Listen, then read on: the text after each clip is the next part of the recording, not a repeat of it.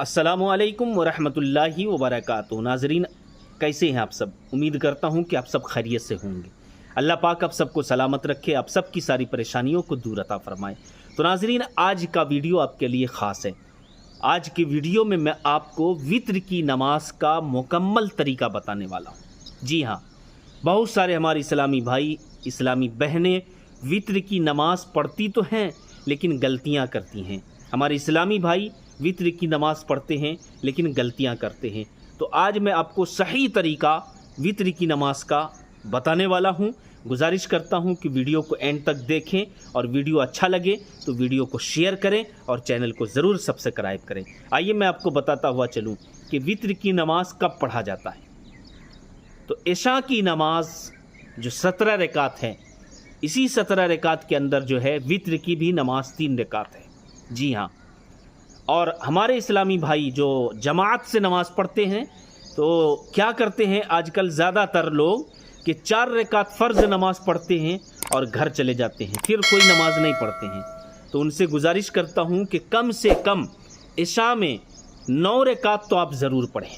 या हमारी इस्लामी बहनें, हमारी माँ बहनें भी अगर पढ़ना चाहती हैं तो आप 17 रकात पढ़ें तो ज़्यादा सवाब मिलेगा। अगर आप 17 रकात नहीं पढ़ पा रहे हैं तो कम से कम 9 रकात का पढ़ना ज़रूरी है। 9 रकात से अगर आपने कम पढ़ा तो फिर आप गुनहगार होंगे। जी हाँ, इसलिए मैं कह रहा हूँ कि 4 रकात फ़र्ज़ है, ये बहुत ज़रूरी है।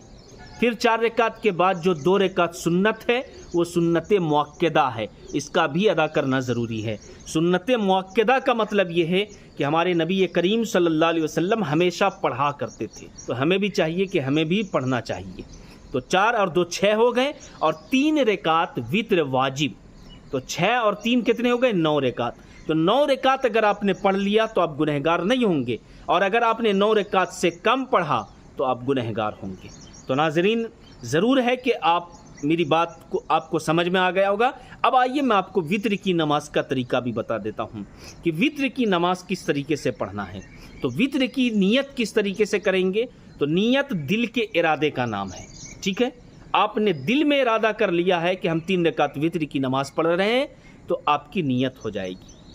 और अगर आप ज़बान से कहना चाहते हैं तो इस तरीके से कहें, नियत की मैंने 3 रकात वित्र वाजिब, वास्ते अल्लाह के, मुँह मेरा तरफ काबा शरीफ के, अल्लाहु अकबर कहते हुए आपको हाथ बांध लेना है।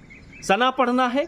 सना के बाद में जो है आपको अलहम्द शरीफ पढ़ना है, और अलहम्द शरीफ के बाद में जो है आप जो है, आज मैं आपको एक सूरत मुबारक बता रहा हूँ। हालांकि कुरान की कोई भी सूरत आप पढ़ेंगे चलेगा, ऐसा नहीं कि आपकी नमाज नहीं होगी, बेशक नमाज होगी।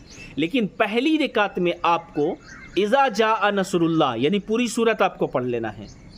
इसी तरीके से दूसरी रकात के लिए आप जब खड़े हों तो दूसरी रकात में आपको जो सूरत मिलाना है वो तब्बत यदा यानी पूरी सूरत मुबारक आपको पढ़ लेना है, और तीसरी रकात में जो है आपको कुल हुवल्लाह पढ़ना है।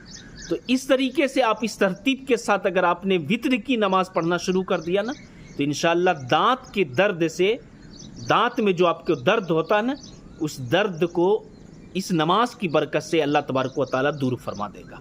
यानी आपके दांत में दर्द नहीं होगा। आपके दांत में जो भी परेशानियां चल रही है ना, वो सारी परेशानी, दांत का हर एक परेशानी दूर होगा। जो भी बीमारियां दांत के अंदर है ना, इस नमाज की बरकत से और इस सूरत मुबारक को, यानी पहली में इज़ा जा, दूसरी में तब्बत यदा और तीसरी में कुल हुवल्लाह पढ़ते रहेंगे तो इंशाअल्लाह मुँह की बीमारियाँ भी ख़त्म हो जाएगी। तो इसी तरतीब से आपको नमाज पढ़ना है पहली रकात में। दूसरी रकात मुकम्मल करने के बाद जब आप तीसरी रकात के लिए खड़े हों तो बहुत सारे हमारे इस्लामी भाई डायरेक्ट आप क्या करते हैं, अलहम्द शरीफ और कुल हुवल्लाह पढ़कर रुकू में चले जाते हैं। जिसको नहीं पता है वो इस तरीके से करते हैं। तो आपको जो है सूरत मिलाने के बाद रुकू में नहीं जाना है, आपको तकबीर बोलना है, और इस तकबीर का नाम तकबीर कुनूत है। यानी सूरत आपने मिला लिया, तीसरी रकात की बात कर रहा हूँ मैं आपसे, आपने सूरत मिलाया और सूरत मिलाने के बाद जो है फिर से वापस तकबीर अल्लाहु अकबर कहते हुए फिर से जो है आपको हाथ बांधना है और फिर दुआए कुनूत पढ़ना है। जी हाँ, दुआए कुनूत। और दुआए कुनूत याद ना हो तो आप रब्बना आतिना फिद दुनिया यानी पूरी आयत जो है आप पढ़ेंगे, और ये भी याद ना हो तो 3 मरतबा रब्बिग फिरली भी पढ़ सकते हैं। ये भी याद ना हो तो 3 मरतबा या रब या रब या रब भी पढ़ सकते हैं। تو یہ ترتیب تھا، اور اسی ترتیب کے ساتھ اگر آپ نے وطر کی نماز ادا کیا تو انشاءاللہ منہ کی بیماریاں بھی ختم ہوگی، دانت کا درد بھی ختم ہوگا، اور اسی ترتیب کے ساتھ نماز پڑھتے رہیں گے تو انشاءاللہ آپ کی نماز بھی قابل قبول ہوگی۔ تو ناظرین گزارش کرتا ہوں ویڈیو کو شیئر کریں، چینل کو سبسکرائب کریں۔ السلام علیکم ورحمۃ اللہ وبرکاتہ۔